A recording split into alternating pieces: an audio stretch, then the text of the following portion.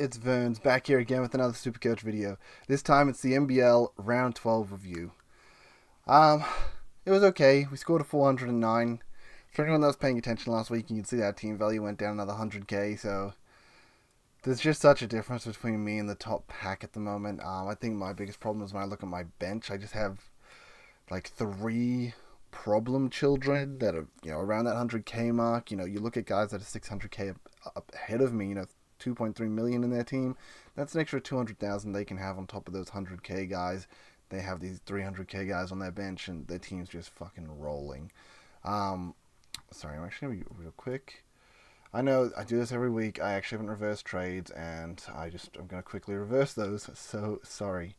But look, we did go up in the ranks this week at least, so positives there. But yeah, I mean, look, it all stems back to that Bryce Cotton pick. We decide to fade him. We get punished for it. Bryce makes so much money. Yeah, we earned a lot of money on KD. It does make you wonder if maybe you could have got KD while having Bryce. I don't think maybe someone in my position could have done that. Um, but I'm hoping that maybe I can be in a bit of a better position this week, sort of going forward, by picking up more Adelaide players. So we will jump into the team, just have a quick look at it. Yeah, this is how we lined up at the end of the day. Lopez, not the worst score on field. Cooks got outdone by Davis on a single. PJC as captain, is fine for my team. Sobi was really the big winner here, and I saw the guy on the weekly had Sobi, so congrats, huge pod captain, and you just banked in the dividends. That man having an insane game, 6 steals plus a block, let alone his actual points, rebounds, assists. But yeah, this is how the team's looking. We sort of talked about problem children. Oh, I said three. It's probably a lie. It's probably two. It's Rocco and Ras. I need to get sort of rid of these guys, but they have at least a good schedule for the rest of the year. But does that really matter if you're putting out 6 points a game? If you get 13 and 10 on my bench, I mean, Rocco got a 7 on a double. So you're getting between 5 to 10 for both these players. It's just not good enough. Someone's going to have a 300k player because they have more money sitting here, and that guy's going to be getting 20 to 30 in a single game. So it's just a nightmare right now. All I can really hope for is this is a weird yin-yang too, where it's Rocco is handcuffed to Tyrell, and I need Tyrell to sort of have a bad game for Rocco to have a good game. But obviously, owning Harrison, I don't want him to have a bad game. The best solution, scenario I see is maybe Rocco getting between 10 to 15 points. Let's just say 15 because it's the best scenario. He's getting 15 points in his 10 minutes. Maybe he's picked up a couple of blocks. He's got a couple of baskets, maybe a couple of rebounds. Something like that, and it's he's managed to get to 15 points. And it's cool, he did that in his 10 minutes court time. It didn't affect Harrison, who still came out for his 35 to 40. And Rocco got 15. That's the best case scenario. The more realistic scenario is, as we sort of see, he's getting around, honestly, between I got a -3 last week, so I can't even say that. Let's just say -5 to 5. That's probably the range he's looking at the moment. But that's sort of what he's getting. He's not getting the court time. They're playing small ball a lot as well. When Harrison's taking a break, they're not just putting Zukowski on. They're just going small ball instead and ignoring him. And yeah, it sucks. I really needed to cash him out when he got to the 140-ish K. But there's just other things happening, and this is where the 1 week rentals, they come back and they hurt. Boz talked about this on the Supercoach Hub, but whenever you went for a 1 week rental this week, this season, punished every time. At least that's how it's felt. And it's not even that the 1 week rental didn't work out. I mean, for example, Jalen Adams, we brought him in. Yeah, he got 57 and Cotton scored 100. We missed down to 43 points, plus the captain 86 points. That hurt. But you know what hurt more than the 86 points was the next week I had to move Adams, which meant that I couldn't deal with these other players on my bench. It meant that I had to hold Lopez longer. Lopez is now down 193k. We had him at 277k. But because I was dicking around with these 1 week rentals instead, I was unable to trade him out.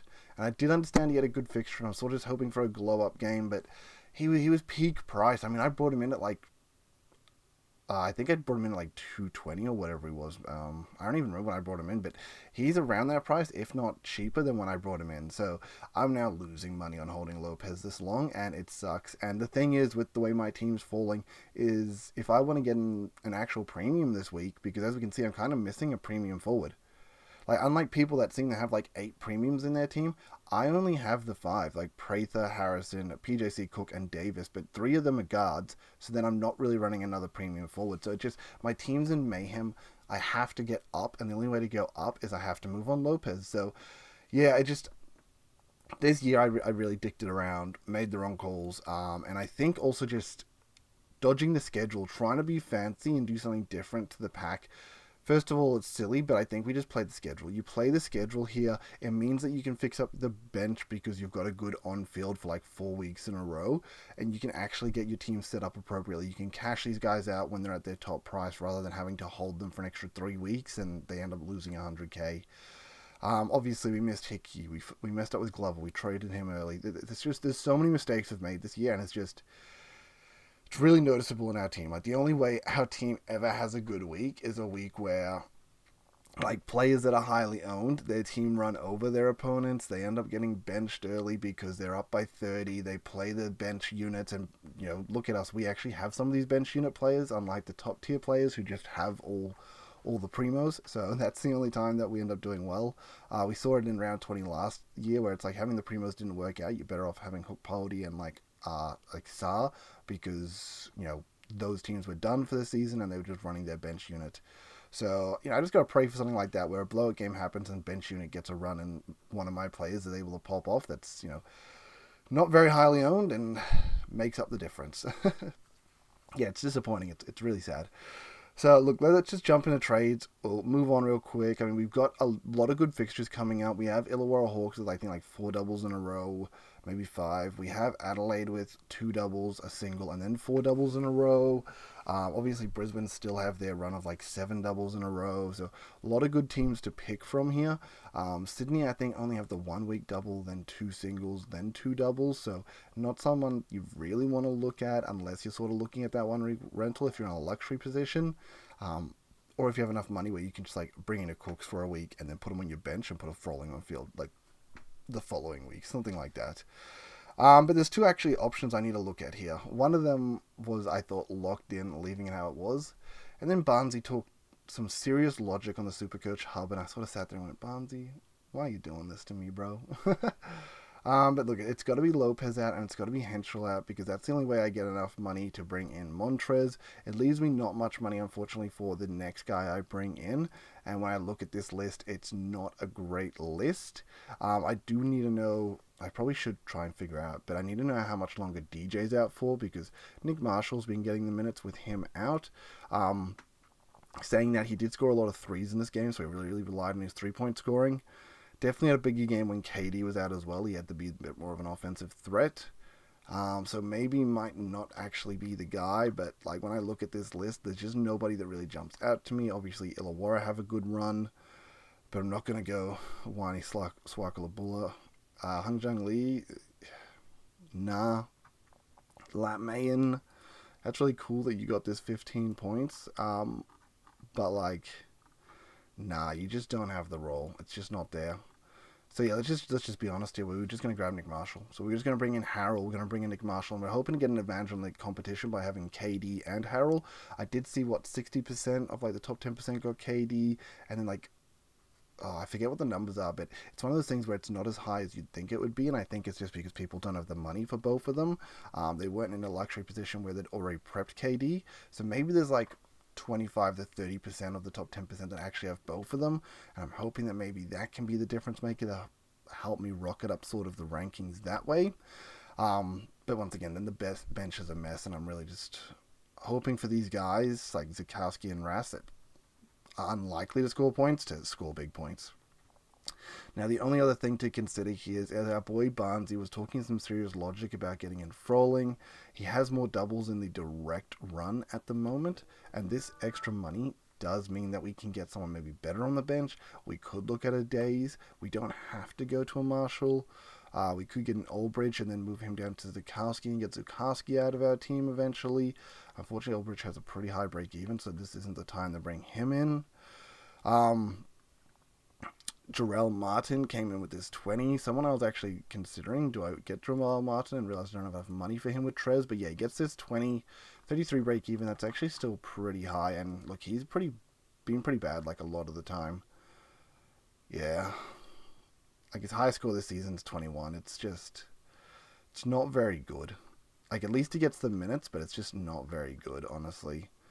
Oh, he got 41 points back in 2022. This is not the same Jarrell Martin, I'll say that much. I will say that much. So there's nothing really better that sticks out for me. So if I did decide to follow through with a Nick Martin, then maybe I could move a Rass on and keep hold of a Henshaw. Let's say if I move Henshaw down instead, and we can still get Nick Martin this way, but we get rid of Rass and we get a better bench. We get a better bench rather than having to hold Rass in a situation where we really don't want to be holding him.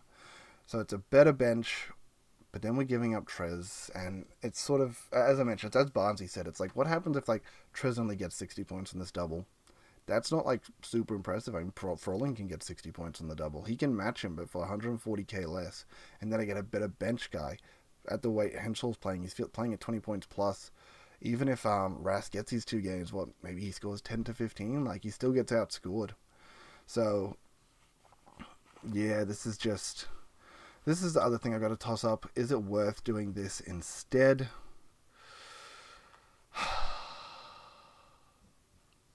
Look, I prepped for it, and I don't want to put myself in that position, so I'm not going to put myself in that. I'm just going to make it nice and simple. Going to get Benny Boy out. Going to get Froling out. I'm just gonna go for Trez. Just gonna play it simple. Gonna get the guys I want. This is no money in my bank now. If I want someone like Froling next week, it's almost impossible to get there. How do I get to a Days next week? Like, honestly, I was even considering this week, maybe I could downgrade Davis to like a Kel, put 200k in the bank, and then you upgrade like a Rass or someone to Froling, because 200k on top of Rass ends up as a Froling. And that could be another option where I do end up with more premiums in that way, but I skip on the 2 Uber premiums, which I just don't like the idea of at all. PJC getting immense attention. Let's just quickly go through captains. I think the answer is very simple. It's Adelaide. Sem, they give up a lot of offensive points, so I think, KD probably scores really well in this game, and Brisbane give up a lot of offensive points, so I think KD goes massive in both of these games. Harrell, I think he'll do well. I think he will do well as well. I mean, Sam's bigs aren't all that good, and I don't know if Harrison's mobile enough to stay on top of Harrell, who's actually quite mobile for a guy of his size and very strong. So I do think he's just going to do really well as well. I think it's that simple, and then it's really the only consideration I have is PJC versus Cook. I think Brisbane do have matchups that give up big points. When New Zealand has really shut down PJC. Man, it's a bit of a pod move throwing PJC on the bench. It is, and I think I'll do it. Sure, why not? Let's go for it. He could get Liafit and Quold, and then he could get shut down by McDonald like he did last time, which was pretty big. So yeah, let's go with a Cook there. Let's try and roll the dice that way, see if it works out. I guess that's the team, guys. If you're lucky enough to hold on the Bryce, awesome. I guess you go straight to Davis. If you already have like PJC, Davis, Bryce, Cook down here, like, my God, you're rolling.